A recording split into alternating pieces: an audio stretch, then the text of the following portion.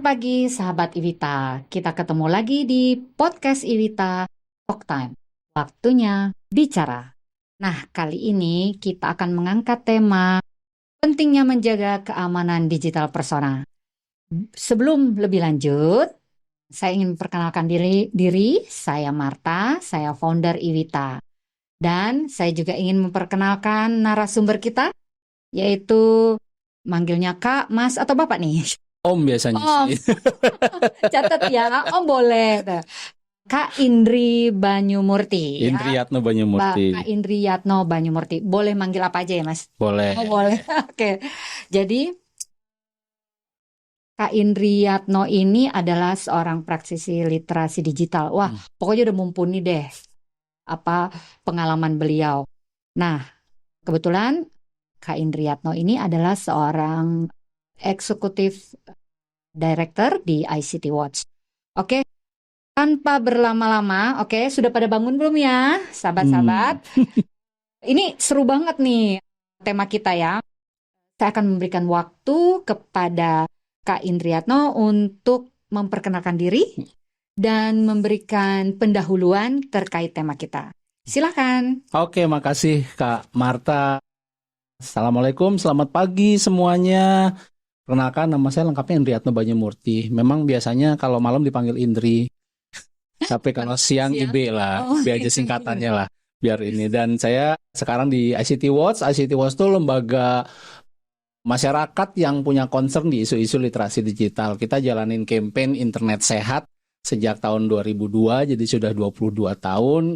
Dan sekarang masih terus kelilingan buat edukasi masyarakat terkait dengan literasi digital, ngomongin pemberdayaan UMKM misalnya, ngomongin hoaks, melawan hoaks, termasuk juga yang akan kita bahas pagi hari ini bicara tentang keamanan digital.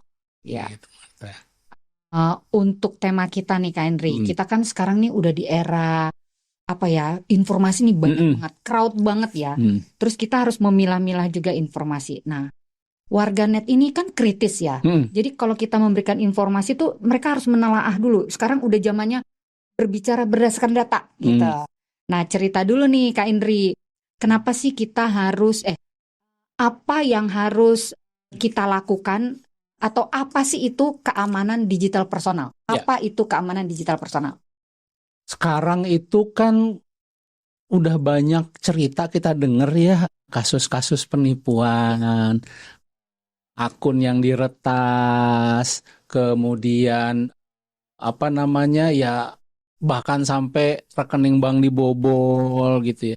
Itu kan sebenarnya basically berdasarkan kita tidak bukan tidak aware, tapi lebih ke kita seringkali abai atau tidak peduli dengan keamanan digital kita. Itu jadi pokok permasalahannya. Apa itu keamanan digital? Sebenarnya simpel-simpel aja sih. Bagaimana terkait bikin password yang kuat, mengaktifkan 2FA, jangan sembarangan sharing hal-hal seperti itu. Cuman ya itu tadi, banyak yang kita abai, tidak peduli, sehingga lebih ya karena kalau belum kena kasus biasanya baru aware gitu. Kalau belum kena kasus tuh cuek aja gitu. Oh, itu bukan gua gitu, gua nggak akan kena, itu yang jadi masalah. Jadi sebenarnya kasus-kasus itu udah banyak ya. Kalau boleh dikasih contoh nih Kak Indriyatno, kasus yang lagi viral nih sekarang, contohnya apa? Yang rame sekarang ini kan kemarin ada kasus misalnya yang dikirimin file APK lewat WhatsApp ya. Karena file APK lewat WhatsApp itu sebenarnya adalah sebuah virus, bisa kita sebut gitu simpelnya ya, malware berbahaya yang bisa mengendalikan penggunaan dari smartphone kita, Android kita. Dari situ begitu kita nggak sengaja ngeklik ke install, kemudian kita si aplikasi itu akan memberikan izin kepada orang lain untuk bisa mengakses HP kita. Termasuk juga misalnya dia tuh sistemnya itu keylogger. Jadi setiap yang kita ketikkan di smartphone kita akan kekirim ke si pelaku tadi. Termasuk juga ada fitur yang auto forward SMS. Oleh karena itu, makanya ketika kita buka M-Banking gitu ya, kita tahu orang tahu PIN-nya, kemudian kita tinggal orang daftarkan itu kemudian dikirimin OTP ke one time password ke SMS, SMS-nya ke forward, itu yang bisa keambil alih. Itu yang paling lagi rame kemarin. Ada juga yang dari bank, biasanya penipuan dari bank, kirim ke WA. Biaya transfer naik gitu ya, dari 6.500 per transaksi jadi 150.000 per bulan, bebas mau yang lama apa yang baru. Kalau mau yang lama, klik link berikut. Link berikutnya, linknya adalah phishing sebenarnya. Link di mana kita diminta untuk memasukkan username sama password dari M-Banking kita. Ambil alih juga. Jadi kayak gitu loh. Viral yang seperti itu. Penipuan-penipuan seperti itu. Terus gini, Kak Indriatno, kan kebetulan sekarang ini kita sudah tidak bisa lagi istilahnya nggak boleh nggak tahu gitu ya. Nah, semua informasi ada di internet. Nah, dan saya yakin bahwa warganet sekarang juga sudah paham itu.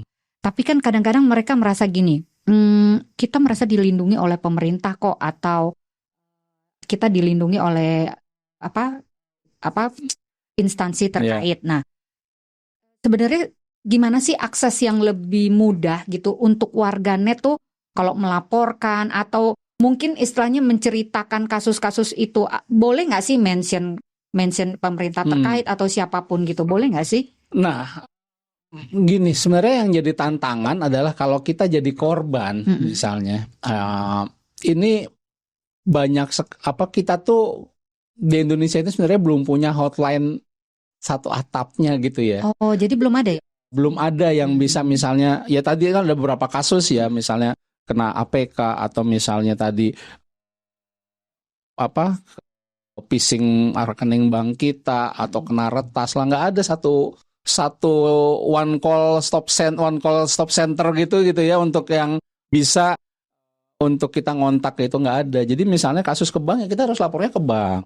Oh, jadi gitu ya. Kasus ke bank ya lapornya ke bank. Terus misalnya kalau misalnya ada peretasan yang kita lapor ke platformnya. Gitu. Jadi paling kita bisa di Kementerian Kominfo misalnya ada layanan cek rekening buat mengecek apakah nomor rekening sama nomor rekening, atau ya kita mau mengadukan atau ngecek nomor rekening tersebut bermasalah atau enggak. Cuman untuk itu doang, bukan untuk pengaduan kasusnya. Sama juga aduan nomor juga sama, cek nomor apa aduan nomor gitu kan, sama juga untuk ngecek apakah nomor handphone tersebut bermasalah atau enggak.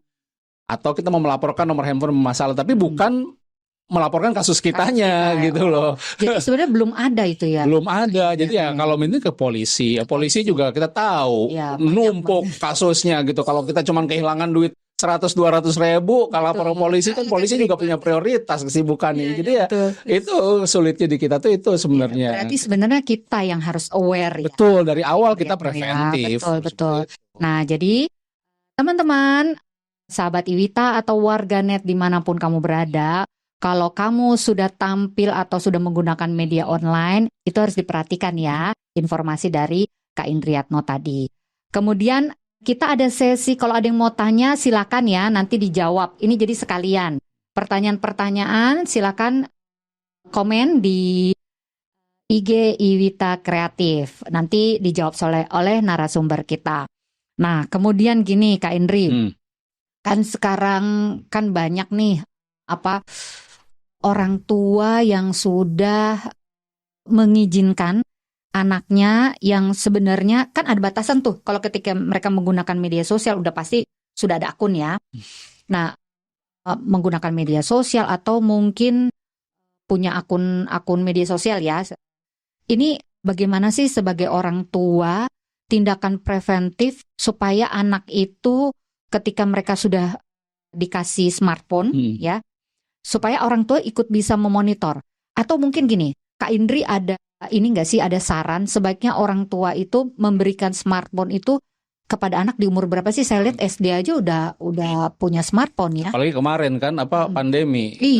suruh serba online, dia belajar. Riyadno? Jadi poinnya adalah sebenarnya bukan di umur berapanya, tetapi justru di orang tuanya sesiap apa untuk oke. mendampingi anaknya, gitu. Jadi sekarang tuh kan kayak gini ya, saya pernah mendengar, saya nggak bisa apa namanya menyamaratakan, tapi saya pernah dengar misalnya ada ibu-ibu yang anak saya mah baik, tenang di rumah, pokoknya main HP aja gitu ya, nggak kemana-mana keluyuran. Karena waktu era kita anak nakal itu keluyuran keluar rumah, betul. dan anak baik itu anak baik itu tinggal di rumah gitu loh. Sementara sekarang iya, anak-anak itu dengan fasilitas internet ya memang mereka bisa di rumah seharian tapi kemana-mana. Iya, betul. Nah itu, dulu orang tua kita ngawasin kan kemana, pergi sama siapa, main apa segala macam. Sekarang karena di rumah, sementara paradigmanya masih paradigma dulu, di rumah dia nggak ditanyain kemana. Padahal pegang HP kan sama siapa nggak ditanyain, gitu loh. Padahal lebih banyak sekali kemungkinan bahaya yang muncul kan sebenarnya, walaupun dia secara fisik di rumah, tetapi kan kemana-mana gitu ya. Konten negatif bisa di situ, ada di sana bullying, kekerasan ada di sananya. Jadi balik pertanyaan itu tadi, seberapa siap sebenarnya orang tua bisa memantau, bukan memantau 24 jam ya, tapi jadi kalau kita bicara sedikit ngomongin digital parenting, orang tua itu kalau sudah mulai memberikan akses, memberikan privilege kepada anak untuk bisa mengakses internet secara mandiri, maka pertama harus mau berdiskusi dulu. Diskusinya apa? Yang pertama diskusi kebutuhannya. Kamu mau apa sih? Ya, pakai ini apa aja kebutuhannya. Yang kedua diskusi tanggung jawabnya. Oke, kamu jawab si anak ini. Jadi ini saya pakai buat belajar, buat apa lagi, buat main TikTok. Oke, dijabarin aja gitu loh. Oke, tapi tanggung jawab berapa jam seharinya. Misalnya kalau nemu konten-konten seperti ini, apa yang harus dilakukan, didiskusikan itu untuk tanggung jawabnya. Yang ketiga resikonya. Ya, mendiskusikan resikonya. Resikonya itu ya itu tadi, bisa kenal sama orang lain, bisa ada macam-macam kejadian. Kita udah sering mendengar bahkan sampai ke trafficking gitu ya, sampai ke penipuan dan lain sebagainya. Atau resiko konten negatif, pornografi di sana. Sekarang lagi marak juga judi online gitu ya.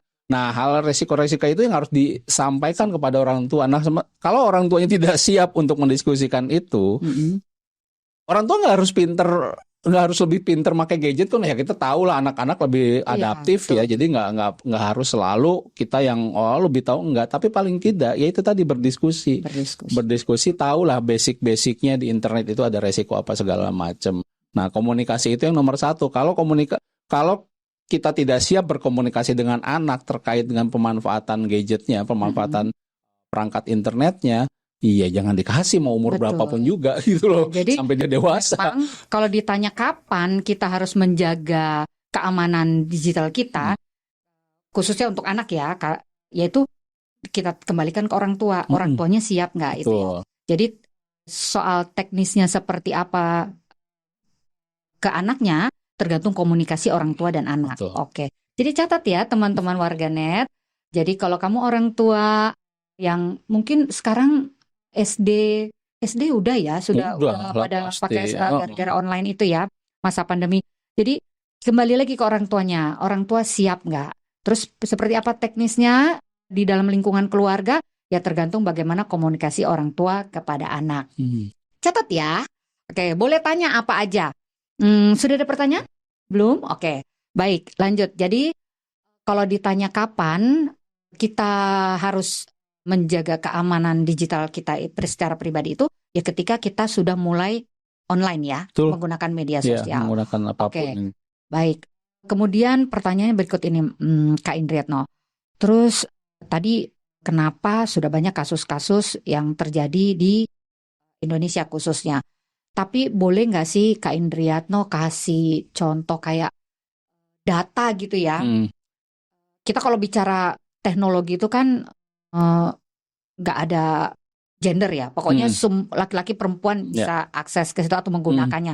Tapi ada nggak sih data yang terkait penyimpangan apa Hmm. informasi Ya. pribadi itu, atau yang terkait itulah. Siapa sih kalau secara laki-laki atau perempuan seperti apa, atau mungkin perempuan lebih banyak? Mungkin Kak Indriatno bisa berbagi informasi. Oke. Kalau ngomongin pelanggaran data pribadi ya keamanan digital, terus terang belum ada sih data gendernya ya mana yang itu. Tapi memang penipuan ini bisa menimpa siapa saja sih gitu. Jadi tidak ya benar genderless karena terkadang bahkan tidak mengenal pendidikan Iya, gitu ya. betul. Padahal tidak mengenal pendidikan, ada gitu yang orang yang sudah berpendidikan tinggi tertipu dengan misalnya jebakan-jebakan yang saya ceritakan tadi. Kasus pencuri pembobolan rekening itu menimpa orang yang punya rekening sampai ratusan juta miliaran. Ya, orang bisa mengumpulkan uang sebanyak itu kan bukan orang bodoh seharusnya gitu ya. Tetapi dengan tipu daya yang dilakukan oleh para pelaku ini, iya bisa jebol juga gitu. Ini yang harus diperhatikan. Kita balik lagi.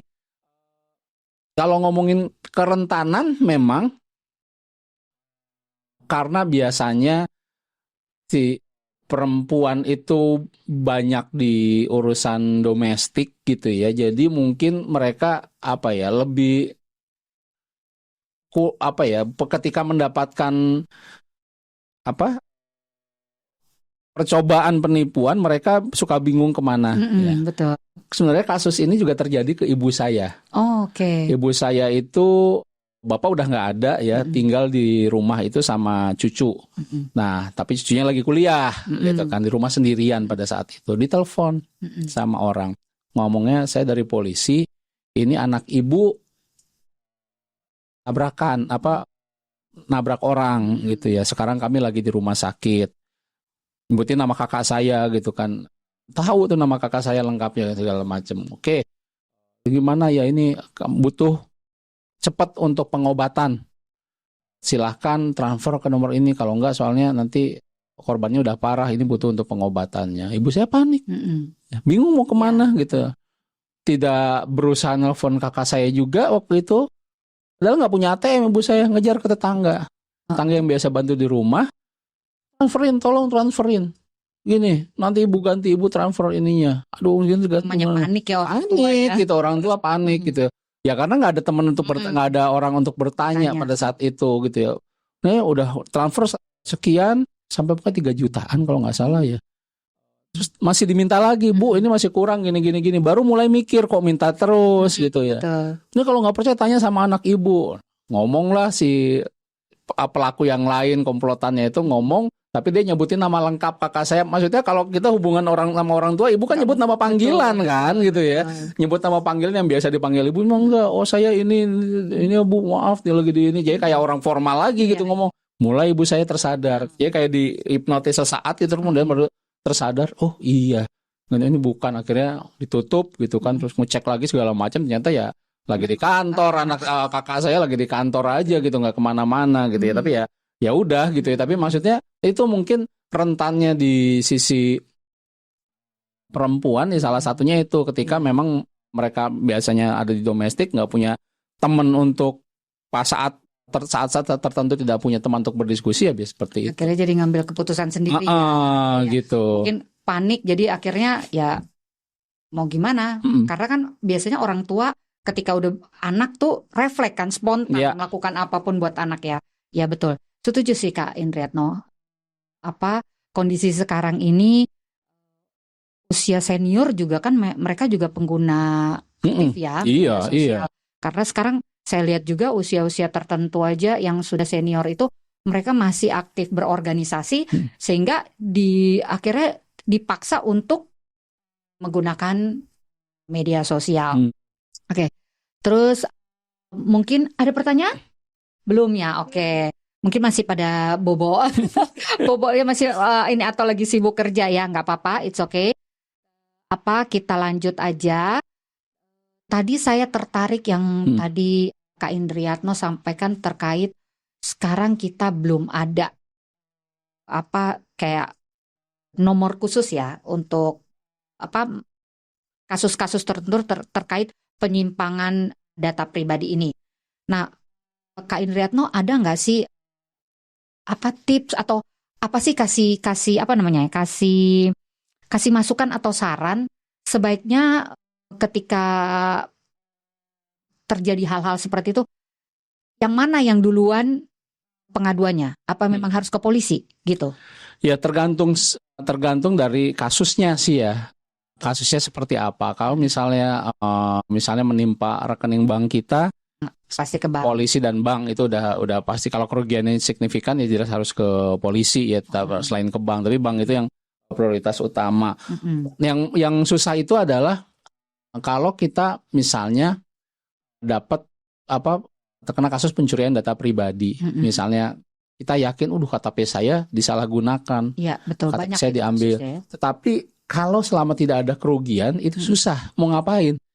Maksudnya Kalau misalnya gimana? kerugian misalnya ada tiba-tiba dipakai buat daftar pinjol atau dipakai buat ini yang akhirnya menimbulkan misalnya ternyata merugikan saya gitu, ternyata ada tagihan ke saya atau misalnya KTP-nya dipakai daftar apa yang akhirnya saya harus bayar sesuatu gitu loh. Itu baru ada kerugian kan. Tapi selama itu nggak ada kan kita masih nggak bisa mau ngadu ke siapa. Walaupun dia ada bukti bahwa ada KTP bukti dia. ya, tapi nggak ada ini. Jadi Undang-Undang PDP sendiri baru disahkan 2022 kemarin dan baru berlaku di Oktober kalau nggak salah 2024 ini. Salah satu amanat dari undang-undang tersebut adalah adanya badan otoritas yang memang bertanggung jawab terhadap pelindungan data pribadi masyarakat. Nah itu belum ada sekarang. Ya itu belum ada. Itu ya masih kita tunggu ini siapa nih yang badan itu bentuknya akan seperti apa, lembaga itu akan bentuknya seperti apa, tanggung jawab secara lebih detailnya seperti apa gitu. Apakah juga jadi tempat pengaduan segala macam itu akan masih belum gitu ya. Tapi ya sejauh ini ya ngerinya emang gitu di kita tuh sekarang belum. Kalau kita kasus sudah banyak ya. Kasus sudah banyak. Sudah banyak. Ya memang kita yang harus jaga ya.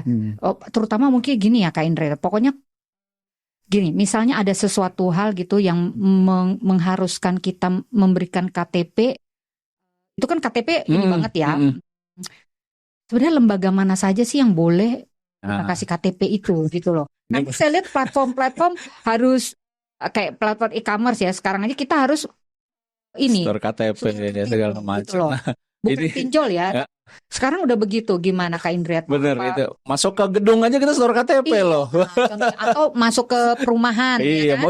Mas satpamnya kasih. Ini pertanyaan menarik ini. Jadi sebenarnya gini, di Undang-Undang PDP itu ada istilahnya itu pengendali data dan pemproses data. Pengendali data itu kita yang ngumpulin data. PDP itu apa? Karena pasti teman-teman warganet ingin tahu. Oke, mungkin mesti dikasih kepanjangannya Kak Indreto karena seperti yang aku info tadi warganet itu kritis. Jadi informasi itu harus detail. Silakan Kak Indretno. PDP itu perlindungan data pribadi. Jadi undang-undang ini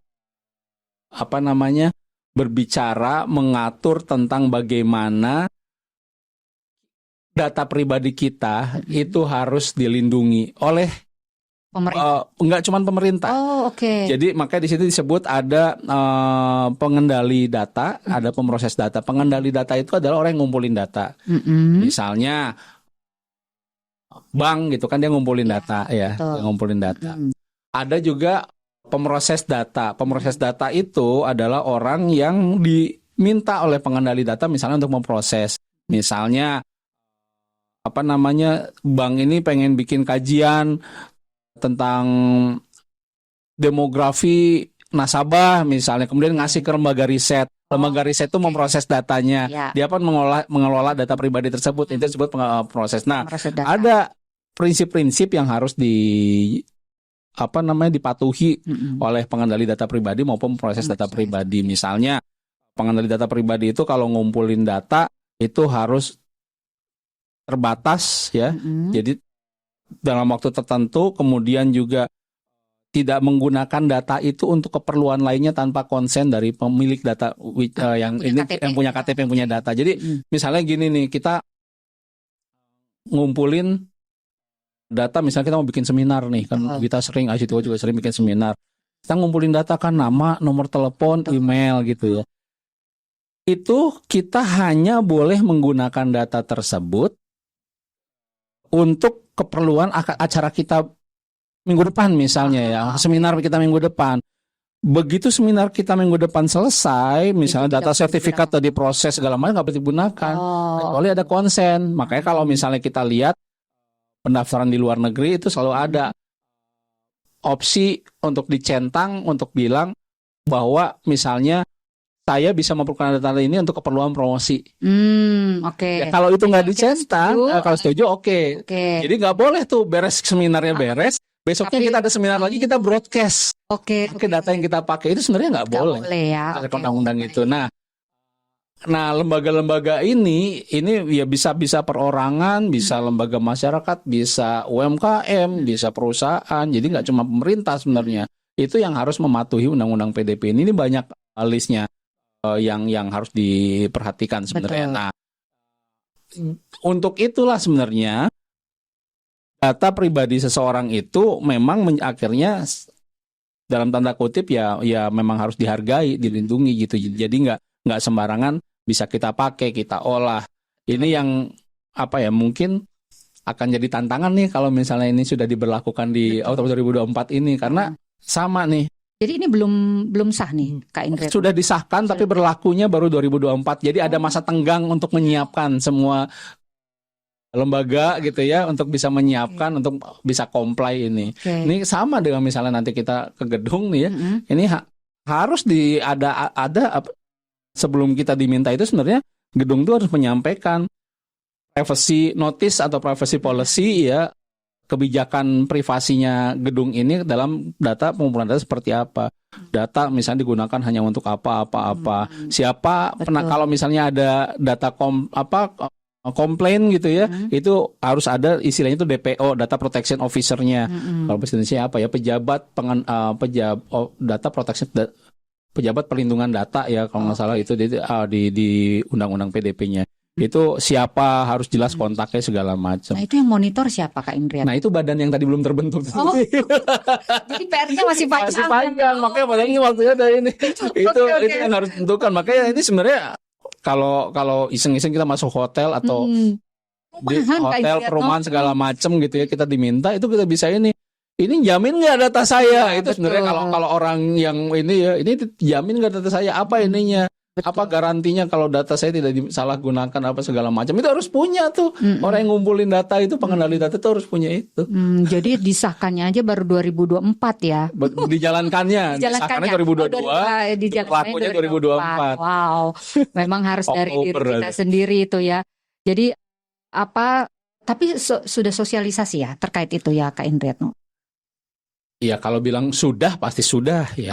Tapi seberapa jauh jangkauan dari sosialisasinya itu. Belum tahu ya. Itu yang masih menjadi PR. Banyak banget ya tugasnya.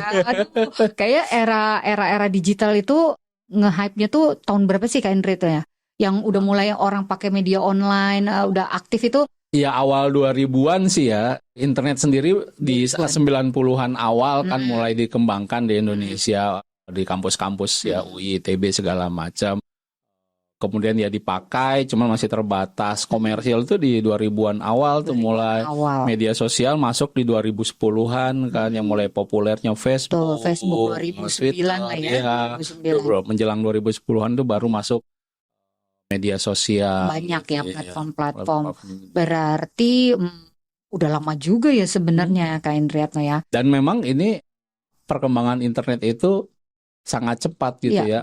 Salah satu bapak internet dunia tuh Vincer bilang, even saya nggak pernah membayangkan internet akan bisa seperti ini gitu ya. Betul. Dipakai dengan beragam keperluan dan beragam teknologi yang semuanya sangat bergantung pada teknologi internetnya ini. Dan itu jadi kebutuhan utama kita juga ya, karena bisa bayangin semua serba.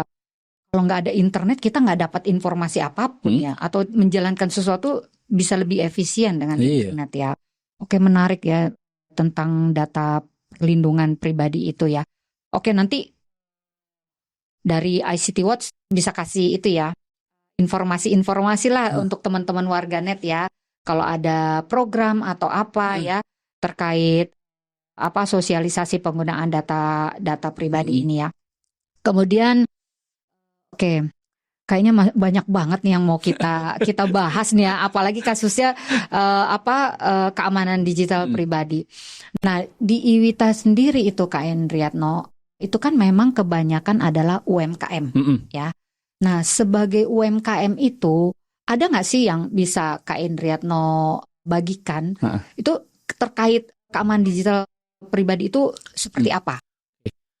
Yang simple aja ya sebenarnya, ngomongin kunci utama paling dasar gitu ngomongin keamanan digital itu adalah password. Password ya. Okay. Apakah ini juga sering ngobrol sama teman-teman UMKM, nggak cuma teman-teman UMKM sih, banyak hal juga. Apakah password kita satu sudah cukup kuat? Apa yang sudah cukup kuat itu? Terdiri minimal 12 karakter, gabungan huruf besar, huruf kecil, angka dan simbol gitu ya. Apakah sudah cukup kuat? Yang kedua, apakah kalaupun sudah cukup kuat, apakah password kita sudah berbeda-beda setiap akun? Karena banyak sekali keluhan akun-akun yang diretas itu, misalnya nih, email sama gitu ya. Emailnya sama, Instagram atau Facebooknya dihack gitu ya, diretas. Diambil alih, coba cek emailnya juga udah nggak bisa ini karena sudah diambil alih juga. Jadi apakah passwordnya berbeda dan juga secara periodik diganti. 3 hal itu. Nah, kan sering jadi tantangan juga, aduh Mas kalau passwordnya rumit, kemudian harus beda-beda kan lupa. Sebenarnya ada toolsnya password manager. Di Google ada ya password.google.com, di yang pengguna Apple juga punya itu ada password manajernya, atau yang misalnya saya juga pakai yang ada tersedia di App Store atau di Play Store, misalnya Bitwarden. Bitwarden itu yang saya pakai, saya nyimpen ada, kemarin lihat ngecek lagi ada 61 password yang saya punya.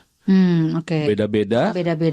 Panjang, huruf besar, huruf kecil. Ada yang hafal nggak? Ada sih 1-2 sih saya hafal. Tapi 60 lainnya nggak saya hafal gitu loh. Saya benar-benar ngandelin kalau misalnya password Instagram saya aja saya nggak hafal. Nggak hafal, harus ngecek. Kalau misalnya saya mau login di tempat yang bukan perangkat ini saya harus buka itu.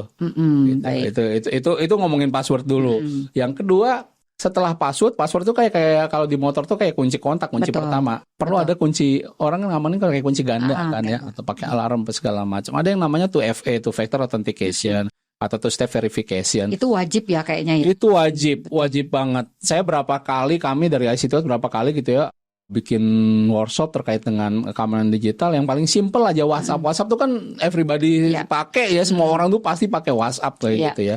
Coba buka WhatsApp-nya, cek tuh step verification-nya, rata-rata banyak yang belum pakai, belum dihidupkan gitu ya. Itu padahal yang paling simple, karena orang ngambil alih WhatsApp itu kalau tuh step verification-nya nggak nyala, PIN-nya nggak dinyalain, itu sangat mudah gitu ya dengan bagaimana caranya ngerebut OTP dari SMS-nya. Di semua platform media sosial juga seperti itu. Jadi pengaktifan two factor authentication ini wajib sih hukumnya gitu. Nah, itu 2 hal yang simpel ya, masalah password sama 2FA itu yang sering kita dorong. Selain itu ya tentunya ngomongin habit ya, oversharing misalnya gitu ya. Kita sering sharing ulang tahun kita gitu ya, itu kan ada satu kunci tanggalnya gitu kan bisa di mining ya, bisa dikumpulin ya, ulang tahun, nama anak mulai kumpulin, yang bahaya kan nama ibu. Tanggal 22 Desember tuh kita bisa mining tuh. Hari ibu. Ini orang yang paling berjasa, sebutin namanya lengkapnya itu bisa dikumpulin tuh. Dengan kumpulin itu, data-data itu dikumpulin, ini bisa. Jadi makanya istilahnya kalau ada acara-acaranya dibikin late post gitu ya. Iya. Jadi seperti itu. Susah ya ininya. Itu terkait dengan oversharing itu. Jadi apa yang boleh dan tidak boleh kita post untuk publik ya di media sosial misalnya. Untuk itu. Dan kemudian juga habit salah satunya juga yang sering ini adalah ngomongin WiFi ya. Kita kan penggemar internet gratisan ya gitu ya. Bener. Masuk kafe kan ditanya duluan kan, ini WiFi-nya apa nih, passwordnya segala macam. Fine gitu ya, nggak masalah. Tapi yang perlu diperhatikan adalah bahwa ketika kita akses ke WiFi misalnya, jangan memasukkan data sensitif di perangkat kita. Data sensitif itu apa? Check out di marketplace gitu kan, kita masukin PIN apa yang bisa jadi m-banking, bisa jadi dari e-money-nya di GoPay, OVO atau apa, ShopeePay segala macam. Kemudian juga masukin password gitu ya, itu kan harus dihindari ketika itu harus dipahami. Itu aman ya Kak Indriatno ya. Jadi sebenarnya ketika kita login terkoneksi dengan wifi publik, itu kita harus siap bahwa apapun yang kita buka, apapun yang kita ketikkan itu dilihat oleh pemilik wifi, pemilik jaringannya. Atau bisa jadi ada istilahnya itu man in the middle attack. Jadi serangan di tengah-tengah gitu ya. Jadi misalnya wifi di gedung Mula ini gitu ya, Kak Marta connect ke wifi Mula, saya di tengah-tengah tuh bisa intercept gitu loh. Bisa intercept, jadi tahu gitu apa transaksi data yang dilakukan Kak Marta di jaringan ini. Jadi itu termasuk makanya PIN-nya segala macam. Iya, makanya harus hati-hati banget. Makanya nggak boleh masukin data itu karena kemungkinan untuk meretas data-data yang ditransfer itu sangat sangat besar. Dan yang perlu diperhatikan juga ketika connect ke wifi publik itu jangan ini yang sering ini ya kejadian, karena ini defaultnya seperti ini, yaitu connect automatically. Otomatis connect. Jadi kalau misalnya di sini ada jaringan namanya Mula gitu ya, besok ada passwordnya masukin kan. Besok saya kesini lagi karena connect otomatis nggak perlu kan masuk segala macam. Jadi gini, sebenarnya kalau di sini aja dan kita tahu sebenarnya nggak masalah. Tapi masalahnya adalah karena otomatis connect nih ya, Mbak Marta mainlah ke gedung sebelah. Di sana ada orang iseng, saya iseng nih, bikin hotspot namanya Mula. Bikin hotspot namanya Mula. Begitu nyalain tab-nya, connect dong. Tanpa tersadar connect otomatis dong ke Mula. Tapi bukan Mula sini gitu. Jadi saya ternyata saya bisa mengakses apa segala macam. Karena kalau yang benar-benar niat, begitu connect itu everything bisa dilakukan. Bahkan saya bisa remote. Saya bisa ngerekam, bisa pakai kameranya, bisa ngirim email.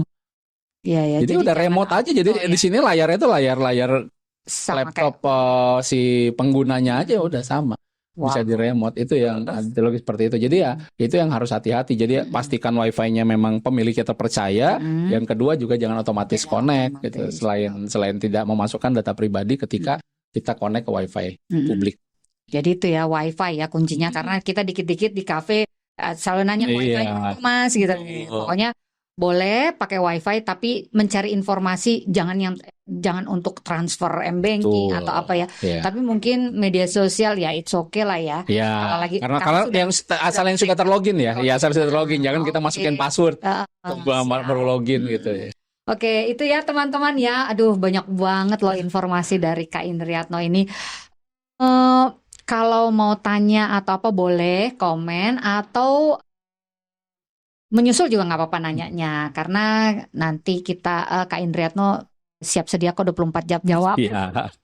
Oke, pertanyaan berikutnya. Saya tuh tertarik tuh sebenarnya, ya emang benar sih ya Kak Indriatno, kalau berbicara keamanan digital ini nomor satu kan KTP, ya kan? Nah, KTP tadi sudah dijelaskan bahwa sekarang sudah ada undang-undang PDP, Perlindungan Data Pribadi. Terus kemudian media sosial. Sekarang Kak Indriatno sudah sampaikan bahwa tergantung kasusnya apa. Ya, walaupun belum ada satu pintu, ya kan? Kemudian sekarang yang menjadi pertanyaan terkait ini Kak Indri, sebenarnya lebih ke etika menggunakan media sosial sih. Sebenarnya boleh nggak sih kalau kita punya masalah, terus kita posting di media sosial, terus kita mention instansi terkait, itu seperti apa sih Kak Indriatno? Nggak salah, nggak ada salahnya, boleh banget. Tapi memang yang harus jadi perhatian adalah jangan sampai masalah ini menimbulkan masalah baru. Maksudnya kayak gini. Jadi jangan sampai justru kita memaparkan hal yang tidak perlu diketahui oleh publik. Contoh misalnya ya kita kehilangan uang gini disebutkan nomor rekening sama uang yang hilang misalnya gitu ya di publik. Jadi sebenarnya lembaga-lembaga tersebut punya saluran aduannya sih ya sendiri. Yang ini biasanya ada ngomongin misalnya korban pinjol gitu ya, ada OJK ya, OJK ada nomor teleponnya sendiri, bank juga punya hotline-nya sendiri. Iya, lebih baik ke hotline itu sih dibandingkan kita posting di media sosial. Betul. Gitu ya. Sekarang tuh udah eranya kalau nggak viral nggak di Kak Indriatno. Ya memang sih itu jadi dilema juga kadang-kadang. Tapi gini, kalau saya sih tetap berpendapat yang pertama yang tetap harus dilakukan adalah menggunakan saluran resmi. Oke. Ya nomor satu itu ya. Satu itu dulu dong, dicoba segala macam. Kalau memang nggak ada tanggapan, kita tidak memuaskan, bolehlah coba gitu ya, mention gitu itu untuk mendapat atensi lebih gitu ya dari mungkin narasinya ya yang lebih narasinya, tapi harus hati-hati gitu betul gitu ya. Karena kan bisa terkait itu ya apa nama baik apa? Pencemaran nama baik.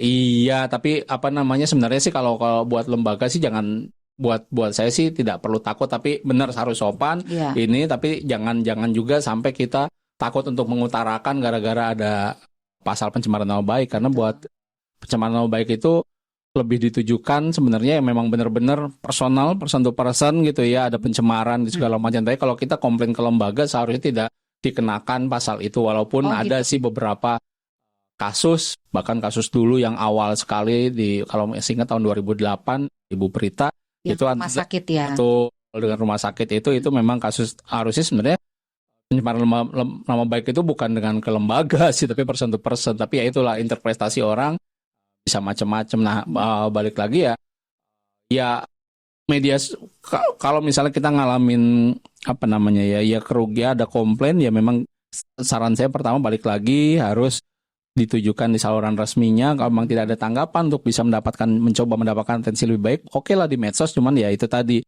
pakai tetap etika tetap dijaga, narasinya harus tetap dijaga dengan baik. Oke, jadi terkait kalau kita punya kasus atau apa ya memang kita harus pintar-pintar mencari informasi ya kemana pengaduannya. Oke, kita masih punya waktu Kakak? Masih? Oke.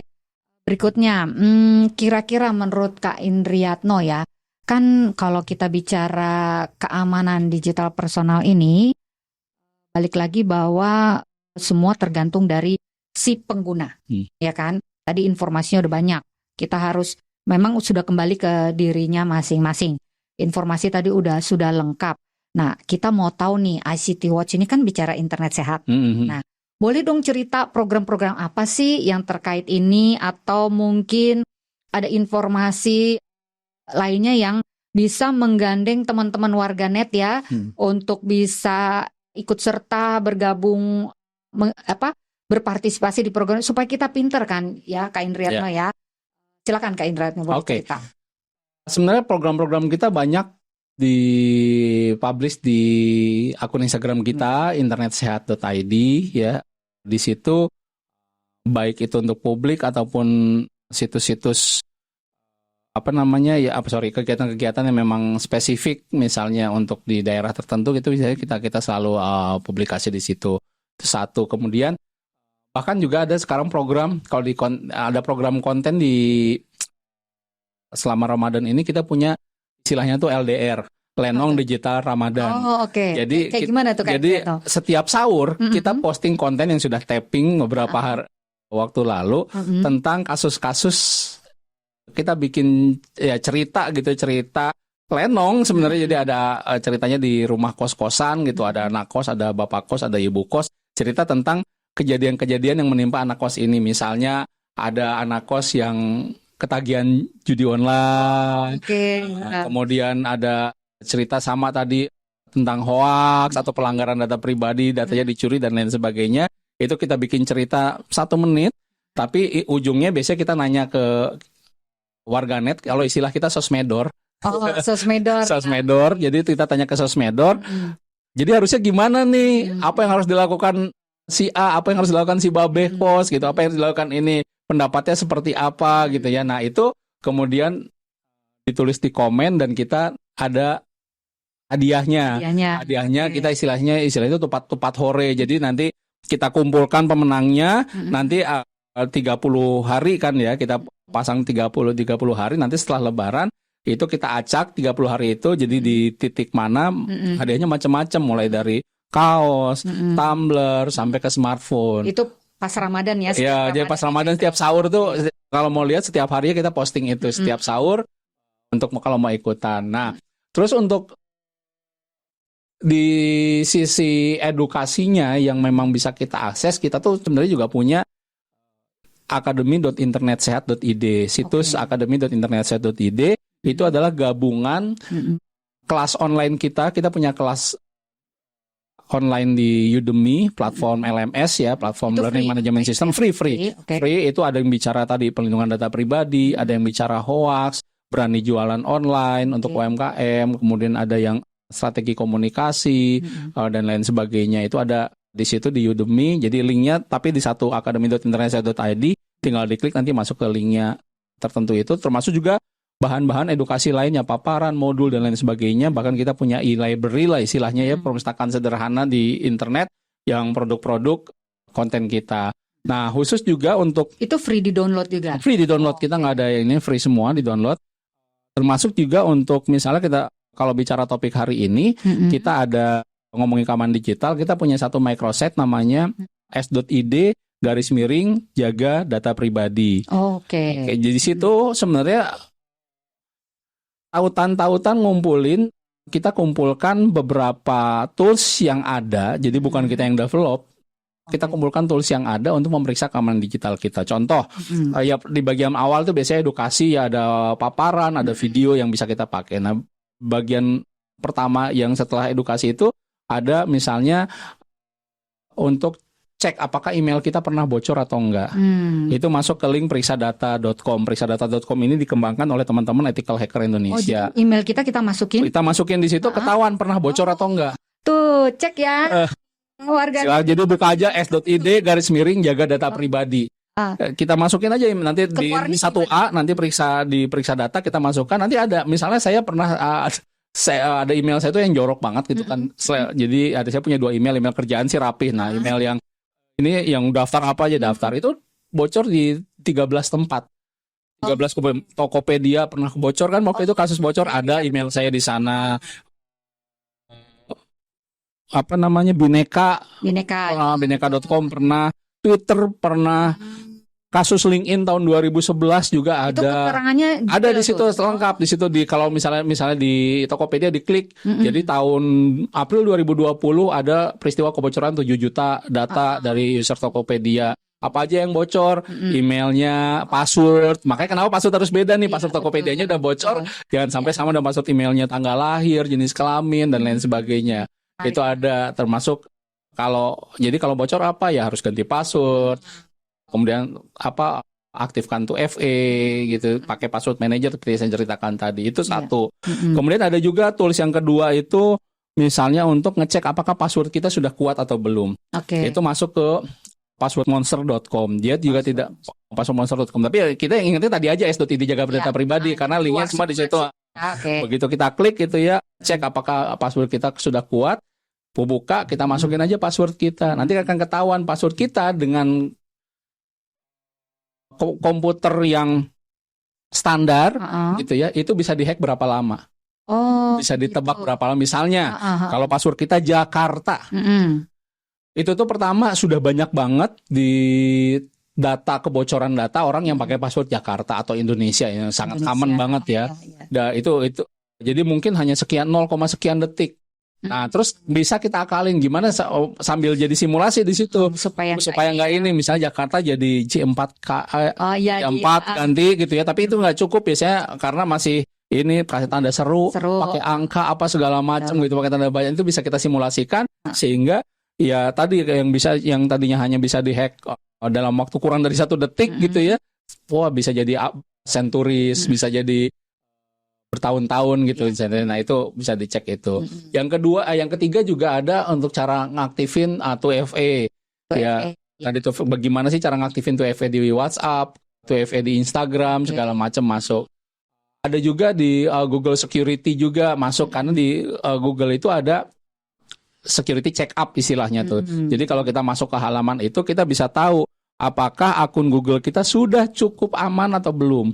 Jadi kalau udah centang hijau udah cukup aman, termasuk di device mana aja login. Kadang-kadang kita nggak aware juga gitu ya. Pernah saya waktu di pelatihan gitu ada mahasiswa yang dia login ke 9 device. Padahal HP-nya cuma satu. Oh, Dia nggak ngerti, wah ini misalnya HP-nya Oppo gitu ya, kenapa ini ada Samsung, kenapa ini ada Xiaomi, itu kayak gitu. Jadi kemudian apakah 2FA sudah dipasang atau belum gitu ya, apakah ada aplikasi pihak ketiga yang terkait sama akun Google kita, itu bisa security check up.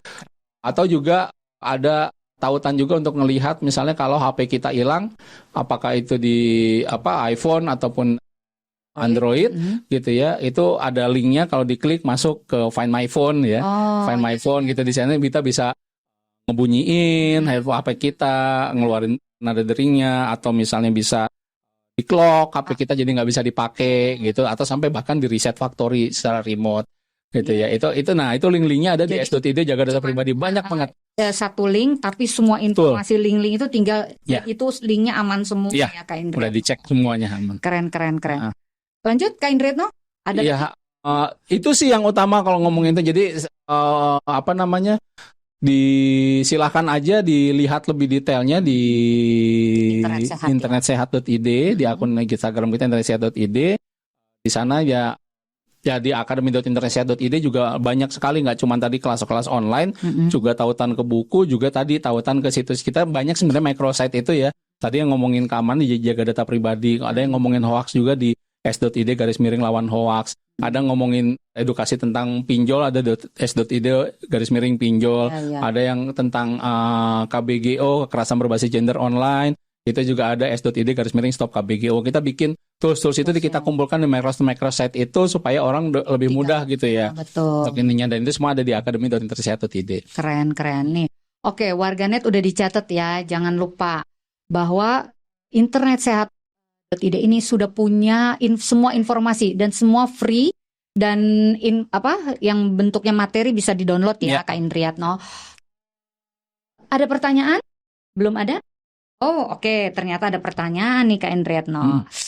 Kak Naila, pertanyaannya, terkadang saya juga perlu untuk menggunakan laptop atau gadget lain demi menyelesaikan beberapa pekerjaan di rumah di jam prime time anak.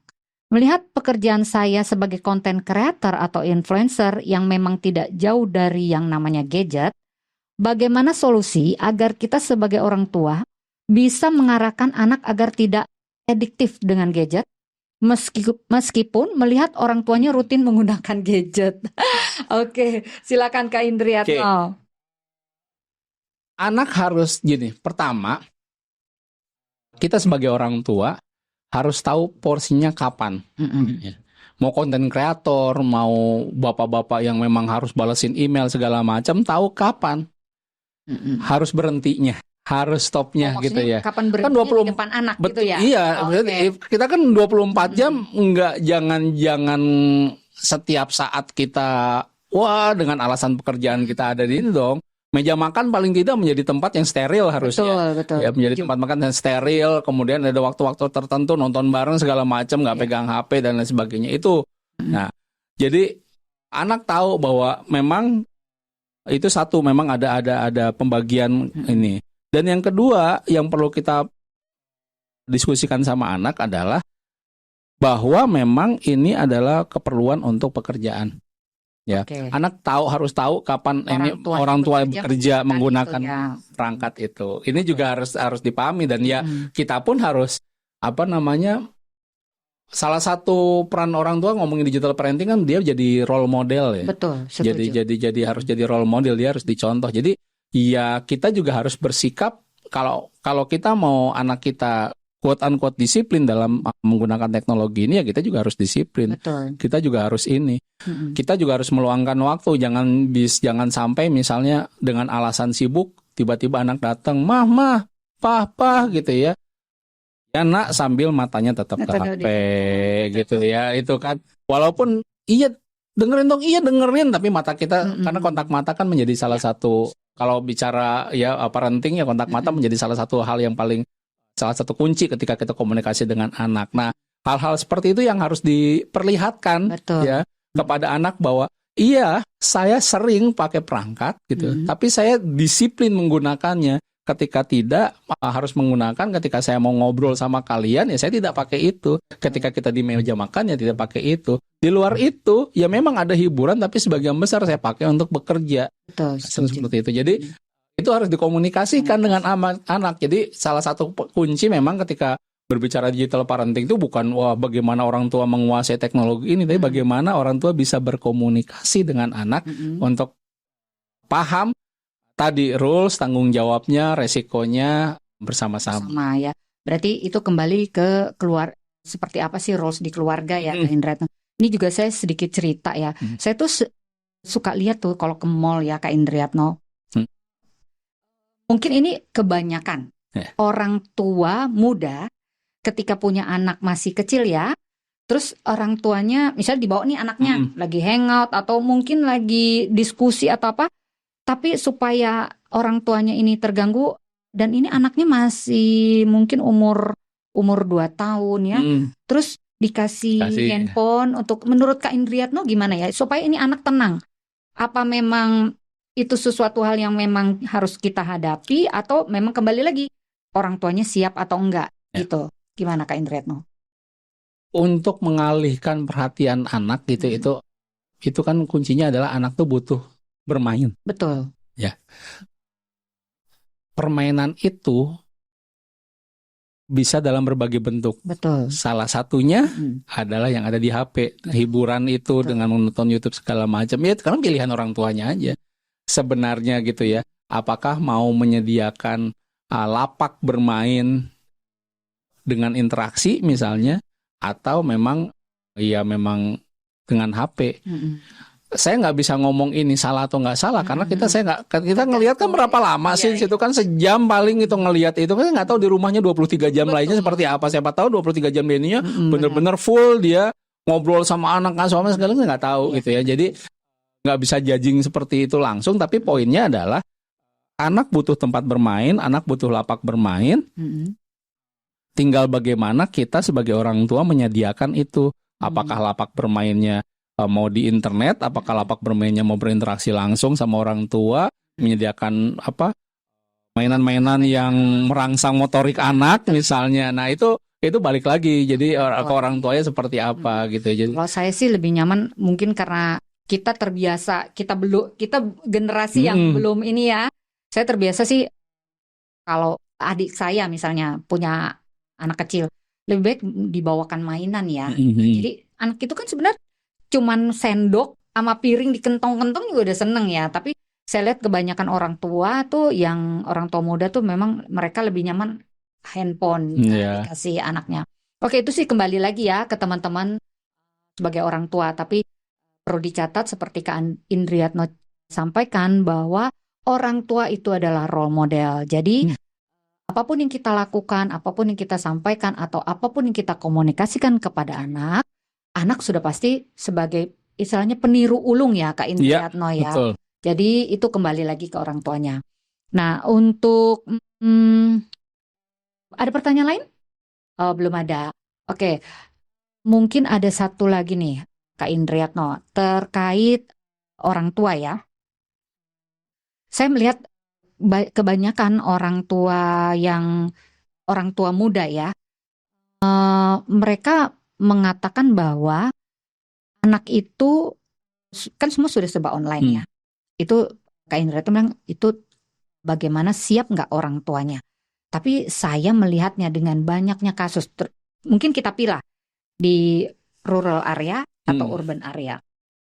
Menurut Kak Indriatno, untuk di perkotaan itu kan mereka akses informasi itu mudah. Nah kalau di daerah-daerah mungkin pedesaan atau apa ya, seperti apa Kak Indriatno? Kan Kak Indriatno sudah pengalaman ya di memberikan informasi atau mendapatkan informasi dari masyarakat di daerah. Karakternya gimana sih Kak Indriatno terkait keamanan personal ini? Sama aja. Oh sama aja ya. Sama aja. Tapi mungkin lebih banyak kasus yang terjadi lebih banyak di sama aja. Oh sama aja ya. Sama aja enggak. Ya ini saya nggak punya data statistik pasti ya. Cuman ketika based on pengalaman ngobrol gitu sama orang, mulai dari awareness terkait dengan keamanan digitalnya, kasus-kasus yang terjadi, iya nggak jauh beda sih gitu loh perkotaan. Iya, ya misalnya ibu saya kan tadi tinggal di perkotaan, kasusnya seperti itu. Saya ngobrol juga ke pedesaan, misalnya waktu itu kita sempat ngobrol di Kabupaten Tasik ya, itu ada salah satu desa, iya kasusnya juga ada kasus misalnya dia diminta balas WA atasannya, padahal itu nomornya udah dihack, kemudian transfer sekian segala macam. Iya, kejadiannya itu sama aja, mau di kota mau di desa sama aja sih itu sih. Karena memang udah hampir merata ya. Betul, karena betul sekali itu kuncinya, pengguna internet merata, tetapi memang edukasi literasi digitalnya masih terbatas, dan masih terbatas itu bukan terbatas di daerah pedesaan, enggak, terbatas di semua lini gitu ya. Jadi memang ya ngomongin kayak tadi ngomongin digital parenting juga, saya pernah ngobrol di salah satu sekolah di internasional sampai di yang sekolah desa, ya memang pemahamannya memang ya mungkin lebih di yang mungkin di sekolah internasional ibu-ibunya lebih well educated, ngomongnya bisa langsung segala macam, tapi ya secara umum gitu ya di sisi pemahaman awalnya ya mungkin sama aja gitu ya. Dan kasus di perkotaan terjadi juga di pedesaan. Kasus di pedesaan juga terjadi juga di perkotaan. Oke. Ya memang itu kembali lagi ke kita. Baik. Mungkin ada lagi yang mau disampaikan Kak Indriatno? Silakan. Sebelum kita closing ya, atau closing statement, monggo silakan. Ya intinya sih kalau balik lagi ngomongin keamanan digital, awareness terkait dengan keamanan digital ini menjadi yang paling penting ya. Lebih baik kita bisa preventif dibandingkan nanti harus melakukan hal-hal perbaikan, mitigasi kalau misalnya ini sudah terjadi. Oleh karena itu, yuk tingkatin aja pemahaman terkait keamanan digital. Silahkan buka s.id/jaga data pribadi. Di sana banyak tools, banyak bahan edukasi untuk bisa kita pelajari, untuk bisa kita pakai, meningkatkan keamanan digital kita. Itu sih Mbak Marta. Kira-kira ada ini nggak Kak Indriatno, tips yang istilahnya tips yang paling mantul nih untuk keamanan digital kita? Ini, kadang-kadang orang nggak mau tidak mau meningkatkan keamanan digital karena satu hal, ribet. Oh iya, betul. Tapi keamanan itu berbanding terbalik dengan kenyamanan. Ya. Pada punya kendaraan kan, paling enak kalau punya kendaraan itu kuncinya misalnya motor, gantung aja supaya nggak ribet nyarinya, bener nggak? Betul. Kalau kita bawa masuk ke dalam, di saku apa di meja apa di mana nyari, itu digantung aja di situ. Kan lebih enak, mau pergi udah gampang. Ya. Rumah tuh nggak usah pakai pagar. Repot buka tutup pagar kan gitu, apalagi pakai CCTV segala macam, buat apa mahal-mahal. Tapi kenyamanan itu harus kita korbankan demi keamanan kan. Dikunci motornya, dipasang kunci ganda, pagar dipakai pagar, digembok pula pagarnya, pakai rantai juga, pakai CCTV segala macam. Kenyamanannya harus kita korbankan untuk keamanan. Itu di dunia nyata, di dunia digital juga sama. Saya ngomongin password tadi kan.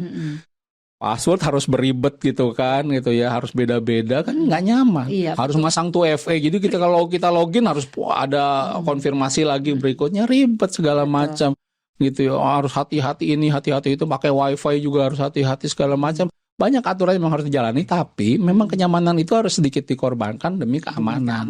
Jadi keamanan itu memang berbanding terbalik dengan kenyamanan.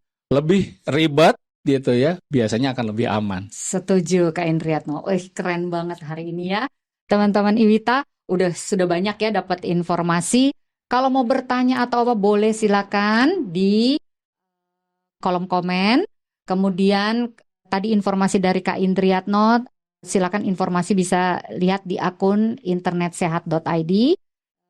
Kemudian closing statement-nya juga keren ya. Kenyamanan itu berbanding terbalik dengan keamanan. Itu ya, kuncinya itu ya. Oke. Baiklah, kita tutup kegiatan podcast hari ini. Terima kasih Kak Indriatno. Sama-sama, dan kesempatannya Mbak Marta. Gak kapok ya Kak Indriatno. Tentunya. Dan kita senang banget karena sebenarnya ini kita reuni ya. Kita sudah lama bergerak di dunia literasi digital dan sekarang kita mengudara kembali. Informasi apapun bisa teman-teman dapatkan di internet, namun itu tadi, jangan lupa mencari informasi sesuai kebutuhan. Dan nomor satu itu tadi, keamanan digital pribadi kita. Baik, sebelum kita tutup, sudah cukup ya Kak Indriatno? Cukup. Baik teman-teman Iwita. Oke, terima kasih buat teman-teman Iwita yang sudah mendengarkan podcast kali ini. Salam literasi, salam Iwita.